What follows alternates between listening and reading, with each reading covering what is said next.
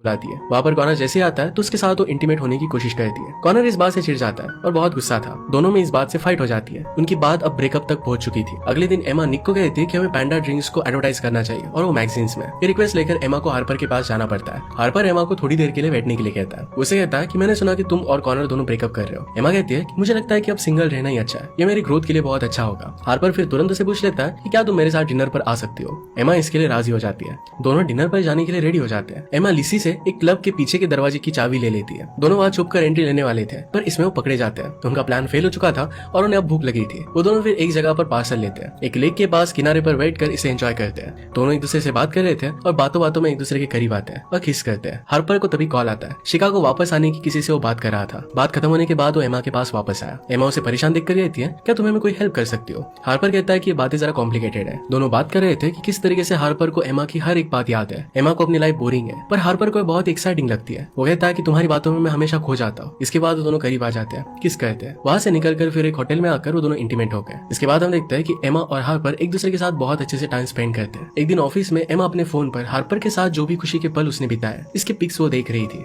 Manager फिर सब लोगों को बुलाती है और कहती है कि आज हमारे सीईओ हार्पर का इंटरव्यू है। सब लोग इसे मिलकर देखने का प्लान बनाते हैं। इंटरव्यू में हार्पर को पूछा जाता है कि किस तरीके से उसकी ब्रदर की डेथ के बाद उसने स्ट्रगल किया। इस सब के बारे में वो डिस्कस करता है और फिर अपने ड्रिंक्स के बारे में बताता है। अब उनके ड्रिंक्स के न्यू टाइप्स अलग अलग न्यू मार्केट में आए हुए थे। इंटरव्यूअर इसके इंस्पिरेशन के बारे में उससे पूछती है। हार्पर यहाँ पर एमा के बारे में बता रहा था, पर एमा का नाम वो चेंज कर देता है। एमा के बारे में उसे जो भी चीजें अच्छी लगती थी कि बिना फुटवेयर के चलना, हेयर पर सिंपल सा फ्लावर लगाना, हमेशा खुद को इनसिक्योर फील कराते रहना, बेवजह होना और ऐसे अलग अलग बातों के बारे में वो बता रहा था। ये चीजें तो बहुत ही रोमांटिक थी, पर वो बहुत कुछ बोल देता है और इससे सब लोगों को पता चल जाता है कि वो एमा के बारे में बता रहा था। ये शो लाइव था और इसी वजह से कुछ भी कट नहीं हो पाता। ऑफिस के सब लोगों को पता चल जाता है कि हार्पर और एमा एक साथ है। एमा को फिर लोग चिढ़ाने लग जाते हैं। ये सब सुनते हुए एमा बीच में रोते हुए वहाँ से चली जाती है। एमा घर आकर लिसी के पास आती है और उसे सब कुछ बताती है। लिसी उसे शांत करने की कोशिश करती है। एमा को फिर हार्पर का कॉल आता है। एमा हार्पर को कॉल पर बहुत भला बुरा सुनाती है। लिजी और उसकी दूसरी फ्रेंड से कहती है कि हार्पर ने जिस तरीके से तुम्हारे सीक्रेट्स के बारे में बता दिया, क्या तुम्हें भी हार्पर के सीक्रेट के बारे में पता है। एमा कहती है कि मुझे उसके बारे में ज्यादा कुछ भी पता नहीं है। वो एक्सेप्ट करती है कि उनकी रिलेशनशिप एक तरफा है। एमा 3 को वहाँ से जाने के लिए मना करती है, पर फिर भी 3 वहाँ से चला जाता है क्योंकि उसे लगता है कि हार्पर के साथ एमा को प्राइवेट बात करनी होगी। हार्पर एमा को सॉरी कहता है। एमा को सारी चीजों की वजह से बहुत बुरा लगा था, इस वजह से उसे माफ नहीं कर सकती थी। वो कहती है कि मैंने तुम्हें सारी मेरी प्राइवेट बातें बताई थी, तुमने रिवील क्यों की। लोगों ने मुझे इस बात से बहुत क्रिटिसाइज किया। एमा कहती है कि तुम अपने बारे में कुछ भी बताते नहीं, या तुम्हें लगता है कि तुम्हारे सीक्रेट दूसरों के कंपैरिजन में ज्यादा इंपॉर्टेंट है। हार्पर कहता है कि मेरे सीक्रेट्स को लेकर मैं किसी पर भी ट्रस्ट नहीं कर सकता, इसी वजह से वो किसी को भी नहीं बताता। इसके बाद हम देखते हैं कि ड्रिंक के लिए मैगजीन में जो एडवर्टाइजमेंट दी गई थी ये सक्सेसफुल हो जाती है। इसका क्रेडिट निक खुद ले लेता है। इस बात से एमा गुस्सा हो जाती है और सारी बातें मैनेजर को बताती है। वो कहती है कि ये सब आइडिया मेरा था और मुझे इसका क्रेडिट मिलना चाहिए। एमा अपनी सक्सेस के लिए प्रमोशन की रिक्वेस्ट करती है। मैनेजर को उसका काम बहुत अच्छा लगा था और इसके लिए वो मान जाती है। प्रमोशन मिलने के बाद एमा की कलीग्स उसे कहती है कि हार्पर के साथ वो रिलेशनशिप में थी और इसी वजह से उसे प्रमोशन मिला।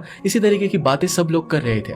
मैनेजर फिर एमा को कहती है कि सब लोग तुम्हें ऐसा ही कहेंगे, पर हमें पता है कि तुम बहुत ही हार्ड वर्किंग हो और तुम्हारे टैलेंट की वजह से ही तुम्हें प्रमोशन मिला है। तुम्हें बाकी लोगों के बारे में ज्यादा सोचना नहीं चाहिए। नेक्स्ट सीन में हम देखते हैं एमा की फ्रेंड लिजी का परफॉर्मेंस था। एमा वहां पर गई तो बैक स्टेज पर लिजी कंबल पहने हुए पड़ी हुई। उसे परफॉर्मेंस देने से डर लग रहा था। एमा उसे परफॉर्मेंस के लिए इंकरेज करती है। ऑडियंस में जाकर वो बैठ जाती है। तभी वहां पर हार्पर आता है। हार्पर उसे कहता है कि मैं तुम्हें अपनी जिंदगी का सबसे बड़ा सीक्रेट बताता हूँ। वो कहता है कि वहां पर एक छोटी सी लड़की है, उसे मैं मिलने के लिए जाता हूँ। मैं हमेशा उसका ख्याल रखता हूँ। वो चाहता है कि उसकी वजह से उस छोटी लड़की के फ्यूचर में कोई भी प्रॉब्लम ना हो। इसका मतलब है वो एक्चुअल में उस लड़की का फादर था। ये बात उसने सब लोगों से छुपा कर रखी थी। वो अपनी बेटी की रिस्पॉन्सिबिलिटी से भागना नहीं चाहता था और इसी वजह से हमेशा उससे विजिट करता रहता था। शायद उसकी बेटी की मदर और हार्पर के बीच में रिलेशनशिप उतनी अच्छी नहीं थी और इसी वजह से अपनी बेटी का फिर भी वो ख्याल रखा करता था। एमा को बात समझ में आती है। हार्पर वहां से जाने लगता है, पर एमा उसे परफॉर्मेंस के लिए रोक लेती है। दोनों साथ में लिजी का परफॉर्मेंस देखते हैं और लिजी ने बहुत अच्छे से परफॉर्म किया। परफॉर्मेंस के बाद हार्पर एमा की तारीफ करता है। एमा फिर हार्पर को वहां से भेज देती है। वो लिजी से मिलने के लिए आई और उससे कहती है कि हार्पर ने अपनी लाइफ का सबसे बड़ा सीक्रेट मुझे बता दिया है ताकि मैं उससे ट्रस्ट कर पाऊं। दोनों जब इसके बारे में बात कर रहे थे तो उनकी बात एक फेमस रिपोर्टर सुन रहा था। वो डायरेक्टली जाकर एमा को हार्पर के सीक्रेट के बारे में बताने के लिए कहता है। वो कहता है कि इसके लिए मैं तुम्हें बहुत सारे पैसे दूंगा। एमा इस बात के लिए मना कर देती है। तभी वहां पर हार्पर आ गया तो रिपोर्टर एमा को छोड़कर हार्पर को डायरेक्टली सवाल पूछने लगता है। हार्पर इस बात को टाल देता है। वहां से फिर वो निकल गया। एमा से गुस्सा हो जाता है। उसे लगता है कि शायद एमा ने रिपोर्टर को बताया था। एमा उसे समझाने के लिए जाती है, पर हार्पर उस पर काफी गुस्सा हो जाता है। हार्पर कहता है कि मैंने सिर्फ तुम्हें एक सीक्रेट रखने के लिए कहा था और तुमने सब कुछ रिवील कर दिया। एमा इस बात से काफी मायूस हो गई थी।